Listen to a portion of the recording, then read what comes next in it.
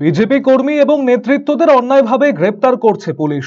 এই অভিযোগ তুলে মাথাভাঙা ২ নম্বর ব্লকের ঘোকসাডাঙ্গা থানার সামনে ধর্নায় বসলেন মাথাভাঙা বিধানসভার বিজেপি বিধায়ক সুশীল বর্মন।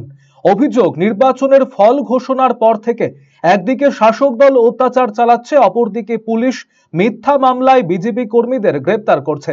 বৃহস্পতিবার গভীর রাতে ৪ জন বিজেপি কর্মীকে পুলিশ গ্রেপ্তার করেছে। তাই বিজেপি কর্মীদের মুক্তির দাবিতে ধর্নায় বসেছেন বলে জানিয়েছেন সুশীল বর্মন। পুলিশ এই নির্বাচনের পর থেকেই পুলিশ এবং তৃণমূল কংগ্রেস দুজনে মিলে আমাদের পঞ্চায়েত প্রধান, পঞ্চায়েত মেম্বার, পঞ্চায়েত সমিতি মেম্বার, ভারতীয় জনতা পার্টির কর্মীদের উপরে অকথ্য নির্যাতন চালিয়ে যাচ্ছে। বাড়িতে গিয়ে হামলা, রাত্রে 2টার সময় কালকে পুলিশ গিয়ে কিভাবে ভারতীয় জনতা পার্টির আর কর্মীকে 4 জন কর্মীকে এখনো রাত্রে থানায় তুলে নিয়ে এসছে আসামির মতো। ভারতীয় জনতা পার্টির কর্মীদের এইভাবে অন্যায়ভাবে রাত্রিবেলায় আসামির ক্রিমিনালের মতো গ্রেপ্তার করে। এর প্রতিবাদ আমরা করে যাচ্ছি, বারবার করে যাচ্ছি, পুলিশ প্রশাসনকে জানিয়ে যাচ্ছি।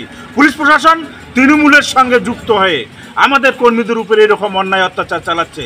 আমাদের এইরকম ভাবে অন্যায় অত্যাচার করে দমিয়ে রাখা যাবে না। যারা গ্রেপ্তার করেছে তাদেরকে ছেড়ে দেওয়া না পর্যন্ত আমি এখান থেকে উঠবো না।